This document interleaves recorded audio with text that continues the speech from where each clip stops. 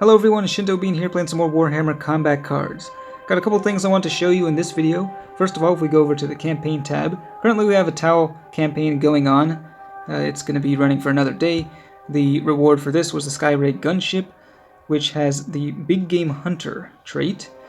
And honestly, it's actually a pretty good card for lower ranking players. I think at level 3 it gets another damage upgrade, plus 17 stats, so it can pack a pretty big punch. And Tau have a lot of ways of increasing their ranged output very quickly through scout and outflank, so this thing could potentially be dealing a whole lot of damage. Next up, we have what looks like an Eldari campaign, and the reward is the Shining Spear Aspect Warrior. Another jet bike, this one with a pretty strong melee attack. And I saw a glimpse of another new Eldari card as well. So, it's looking pretty cool. We've got part 1 and part 2 of an exploration type campaign on the horizon. It's going to be hitting this weekend. Pretty similar reward structure, and they've got the strike system and modifiers as well. But I'll be getting more into the details of that once it actually starts. That's just a sneak preview of it. You can take a look at it in the game if you log in. And over in the shop, we've got an interesting bundle here.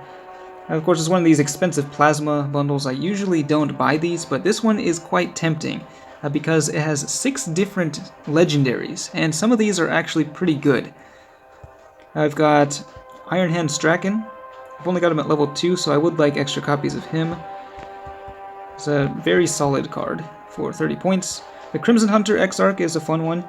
All of its upgrades, all of its stat upgrades are damage, so this thing gets a huge boost to its firepower with every single upgrade, so I would like additional copies of that. The Barracuda, of course, is a very strong one. I have it at level 4, so I don't currently really need any copies of it, but if you don't have it, it's a very good card. And then the Keeper's Secrets is an amazing card, but only when it reaches the higher levels. Once it's level 5, this thing becomes a pretty crazy powerhouse. And then the others, Mephiston. I've seen some players use this guy. He's got a strong psychic and melee attack. He's got death blow for his trait, but I'm not the biggest fan. I haven't really found a good way to use him. He does get quite a bit stronger when you level him up to 5 and 6, though. And then, finally, looks like I'm still having trouble minimizing the card once I've zoomed in on it. I don't know if other players are experiencing this bug. But this guy, the Squig Boss. Shanktooth, Squighide. This is a card I do not have in my collection. And it's another legendary orc with Berserk. And I am pretty tempted. I do like the look of this model, so I think I very well may spend the plasma to just get the 1000 plasma bundle there. Now getting on to the good stuff, let's actually play a game here in ranked mode. Eldari are at the top, and I'm going to be using a pure melee deck with Fury of the Craftworld, the avatar of Kane. Now, with this guy, I have been running the Death Blow build, using all 3 Death Blow cards, including the Wraith Lord, and I usually use kind of a hybrid ranged and melee combination, using some weak ranged fodder units, but this pure melee build is what I used to use with the avatar way back in the day, before Death Blow even existed. And it was honestly not really that great. There are more cards, and the traits have also been swapped around on a lot of these bodyguards since that time, so I'm curious to see how it works out. I've still got 2 Death Blow cards in here, of course, the Howling Banshee Exarch and the Solitaire. Definitely combo very well with the avatar. And then I've got a couple other pretty strong cards in here. Jane Czar has Fear, so she is quite strong at level 7. Really big melee attack and able to stay on the field for a decent amount of time. And then Drazhar with Big Game Hunter, who can potentially be dishing out massive damage. He's got a good amount of health for his cost as well. And then I've just thrown in the Hellion with the melee scout. It can boost up the melee attack a bit more. And then the Razorwing Flock. Now, I don't really like using weak melee cards because of the chance of them getting the buff from the avatar and then dying immediately afterward. That's why I don't like using things like the Howling Banshee Warrior Just doesn't have enough health to really make much use of the special rule, but we'll see how it works out. At least with the Razor Wings, they have taunt, so they're pretty much guaranteed to die very quickly. But let's go ahead and deploy and see how this does in the ranked scene. And I guess one of the advantages that this build has over the hybrid Deathblow build is that it's just a little more straightforward. You're going to be going melee pretty much the whole time. So it doesn't take as much strategic placement, I suppose. Let's go ahead and drop down Janezar at the beginning. You don't have to worry quite as much about having a bad hand, because with the other build that I've been using, it can sometimes be a little bit wonky what happens. So we're going to throw down the Razor Wing. Now they are going to get a couple extra attacks in here, and Badrukk running some pretty strong cards. Got a double shield on the Snazwagon. Shock Jump drags down more shields. Lots of shields here. And Badrukk himself at level 4. So, alright, I think we're gonna just drop down the Howling Banshee Exarch, and hopefully we just don't get completely annihilated here. But yeah, that's already a lot of damage. And actually, that thing is dying on turn 1. Well, unfortunate, but at least it knocked out 2 of the shields with the death blow. And Janes are also taking some additional damage there. Alright, able to break the second shield on the big mech. Yeah, we'll drop the Howling Banshee over in the left lane. And I think Janezar is going to go over to the right lane, and then we'll see how Drazhar does here with the Big Game Hunter. He's not getting any buff. I mean, he would be a lot better, I think, after he's gotten a few stacks. Then he could really deal some serious damage to these vehicles. But at the moment, we did get debuffed from the outflank, so not going to be dealing very much damage with this attack. Drazhar's 54 damage getting increased to 78. Should be able to survive the next attack, though. And the Snazwagon's attack is getting reduced to 30, so it's going to take a little while for that to get through Janezar's health.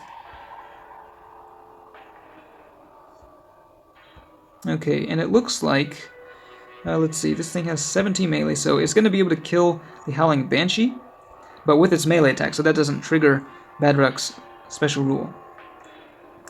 Wow. Drazhar leaving the Shock Jump drags to at 2 health, and it does get the boost. He's now up to 82 attack, but okay, well, they don't actually have enough damage to take him down. I'm wondering, though, okay, it is their turn. Do I want to put down the Warlord just yet? I think we'll hold off a little bit. Put down the Solitaire. And Drazhar survives with 1 health. That means actually next turn he's probably going to get killed by the precision shot from Badrukk himself. For better or for worse. Which means that the Solitaire is probably going to die next turn as well, so that death blow is going to go off.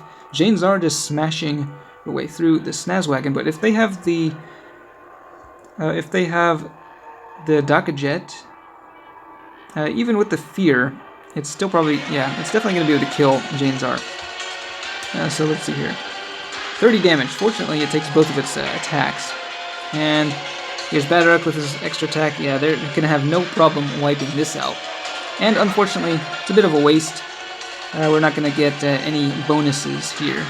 Dealing a little damage to Badrukk, though, and also taking down the Snazmech. Lots of stuff getting destroyed, and then the Avatar can deploy, and we can just put down the Hellion as well to increase our next melee attack, and we should be able to take him down pretty easily. So these are not the highest level cards, fortunately. Decently high level, but certainly not the highest I faced on ranked. So, pretty much all of our strong cards, other than the Avatar, got destroyed. The death blows didn't really do a massive amount, and that's kind of why I prefer the other build. You can funnel more stacks from the Avatar special rule into the death blow unit specifically, so that they build up a huge amount of melee attack very quickly, and then you can just wipe out everything else that your opponent has on the field, provided it's not Captain Acheron or some nonsense with like lots of shields or anything. So, that was just a pure melee avatar build, and it looks like there are, in addition to the Shining Spear, there's another Eldari bodyguard that has a melee attack, so it might, I'm curious if it will combo well with the avatar. But we'll be checking that out later. And you know what, I'm just gonna go ahead and buy this bundle. So yeah, I'm gonna buy this one first. It's 1000 plasma. And then I'm going to open my Legendary Skull Pack. And we'll see which of the orc bodyguards we get, which legendary orc we get here. The legendary orc pool is now actually pretty big. It used to be fairly small. Take a look at it here over in the collection. So we've got 2 legendary warlords, Ghazghkull Thraka and Captain Badrukk. I refuse to upgrade this guy. I just don't really like using Badrukk that much. And then what I really do want to upgrade is the Mad Mangler. The Gorkanaut, I really want to get this to level 5. But it is taking just an eternity. The Kill Rig is a pretty new card. It came out in a recent campaign. It's got Big Game Hunter, and at level 5 this one actually is pretty strong with all 3 attack types. It's an interesting card. I haven't really used it yet.